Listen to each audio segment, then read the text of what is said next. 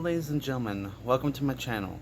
Today we will be touring and breaking down the Blugarian army from its nationality to its leaders, their soldiers, and vehicles, along with some geographic history of how they came to be, with the help of you guys voting, of course.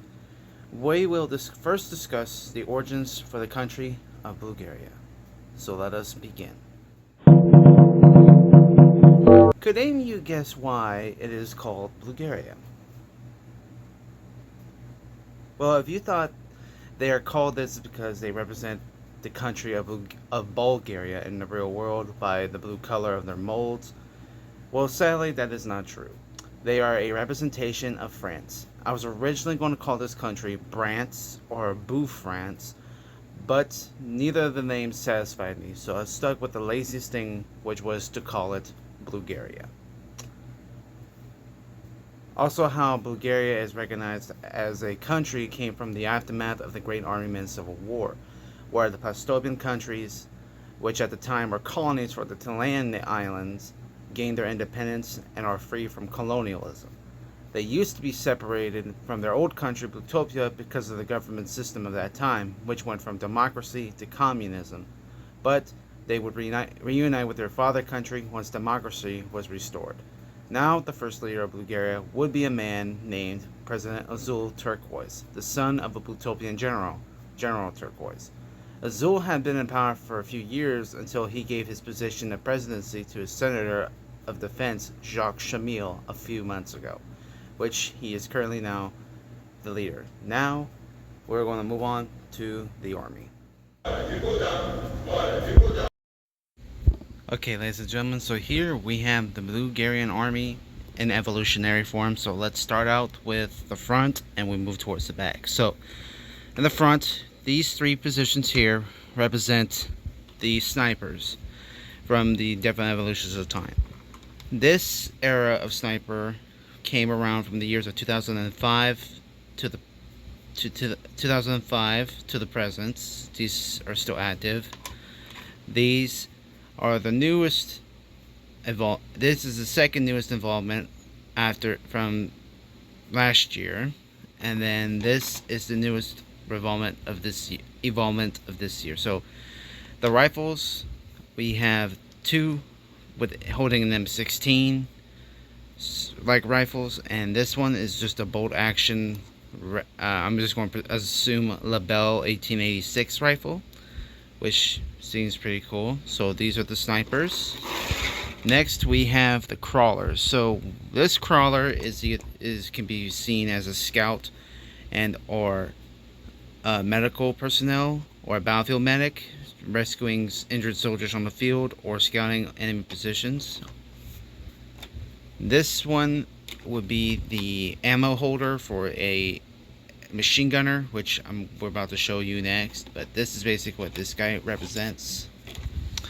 Here we have three different types of machine guns from three different eras. Now technically all three of these are new. All these are new weaponry that happened last year, and this is what machine guns they have. They have right here a Bren machine gunner on a bipod, an MG32 or 42 machine gun right here, and a 30 cal machine gun as well. So all three of these are the machine gunners. We're going to go move on to the next position, which are the Rocketeers. This is the oldest form of bazooka, of a Rocketeer soldier. This is the same era as the other sniper from 2005, but this is the recently new one that has been manufactured in present day. So these are the two Rocketeers. Next we are doing the Riflemen. So let's bring them out here. So here we have four stances of Riflemen. The oldest would be the, once again, bolt action Labelle rifle with scope from 2005, which is what weapon they had. The recent new addition, the M16 and kneeling form. A semi-automatic rifle, which I believe will be an M1 Garand style, but for the French, I'm just going to call it La Garande, make it a little Frenchy. make it a little fancy, the Blugarian Model 16 semi-automatic rifle, and then a bolt-action label rifle. Next, we have the mortars. So this mortar guy can't stand. Oh, well, can't. It didn't stand earlier, but it can now. This is the oldest form, like the same era, same time, 2005 to present. This is the recently newest from last year to present. Next, we have the radio men here. So here we have two types of radio men. We have a base radio men and a battlefield radio men. Battlefield is used for like conflicts and campaigns. Base is for like HQ and headquarters and other bases and stuff. Next, we have the different positions of charging / other opportunities. So here we have three different types. This guy would be mainly used as a message runner in case radio men are shot and killed during a battle. So he would be deliver the message humanely by running across the battlefield. This guy's an ambusher / charger. He can strike his enemies down with his M16 mounted bayonet. And this guy is an ammo runner. He carries the ammo with him to give to other soldiers and or machine gunners that are working their positions. Next, we're moving on to the grenadiers. So here we have two types of grenadiers. The oldest one will be this one, and the newest one will be this one.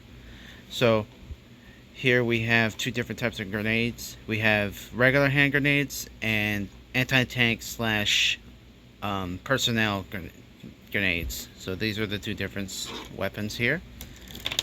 This is their flamethrower, the first new additional weapon they had in last year. This is their light machine assault guy. This light machine gunner carrying a Bren style machine gun. We have the submachine gun crew right here, which we have three different variants. This is the oldest one from 2005 till present. This is the recently newest one. Oh well, no, this is the newest one that they had updated since last year, and this is the newest edition for this year.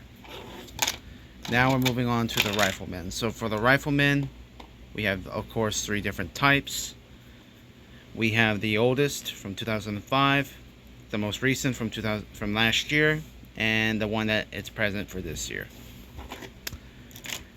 Here we have a signalman. His job is to signal soldiers and troops on the field if enemies are nearby or when to attack or launch artillery strikes or air strikes. That's what his purpose is.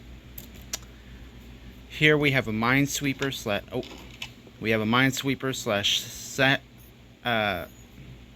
sapper.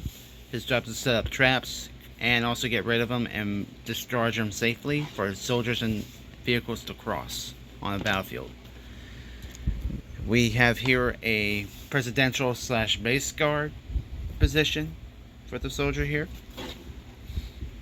Now we're moving on to the chain of command. So let me get them all here so that I can show you their roles by rank. So of course this guy right here is the leader. This is President Shamil. Okay, we can move him to the side. Now these five. This one is the lowest but highest rank of the army. This is the major. We have a lieutenant. We have a general. General command, or highest ranking general defense, or command general. And then we have a leader of the tank units, the tank commander, and some tank commander / colonial forces commander. So this is what their ranks are. Now we're going to go ahead and move on to the vehicles. Okay, ladies and gentlemen, so here we have the Blugarian vehicles, and we're just going by what they are. So here we have the Blugarian helicopter, which I don't know what type of helicopter model this will replicate in real life, but I'm just going to stick with just casual Blugarian chopper called La Chapelle. Here we have a Blugarian tank modeled after M48 Patton, which is one of their newest weapons. They had never had tanks before, but this is one of the tanks they have recently built and are using currently in their army. Here we have the anti-aircraft tank armed with two 50 cal machine guns aiming for the air, shooting down planes. This is another one of their newest weapons they have added, along with the M48 Patton. And now we have the planes. So their oldest fighter bomber slash fighter plane will be this model right here, the Model 67. And then they would have the two newer models, which are the B-27 Airstrike and the BAF 22. And they do have a Navy, guys, but I have three different types of like aircraft carriers, and I usually use them for every nation.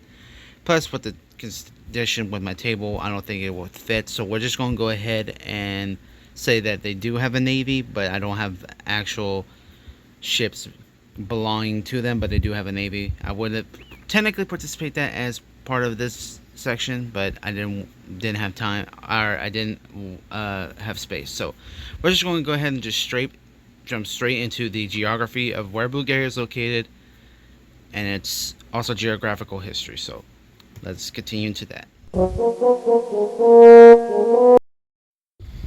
Okay, so here I have the world map of my universe for this year of 2026, and we'll just go ahead and talk about Bulgaria. So Bulgaria would be this big country right here, as you can tell, in the continent of Plastopia. Their neighboring countries are the islands of Bueva and Greti. But like I said before, Bulgaria was once a colony for the country of Blutopia from the Toyland Islands. These right here are the Toyland Islands. Blutopia at the time was a democratic nation when they sent soldiers to the continent of Plastopia, before it became Plastopia, to build colony for them.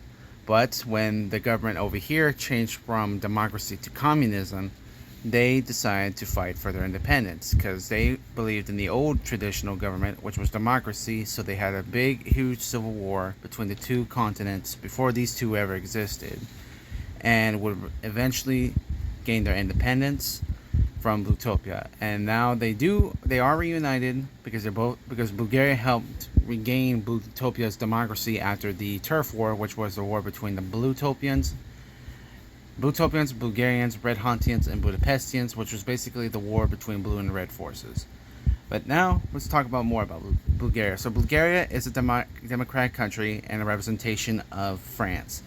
So they do have a couple colonies here in the continent of Pacifica, which are the continents of Benegal and Bali.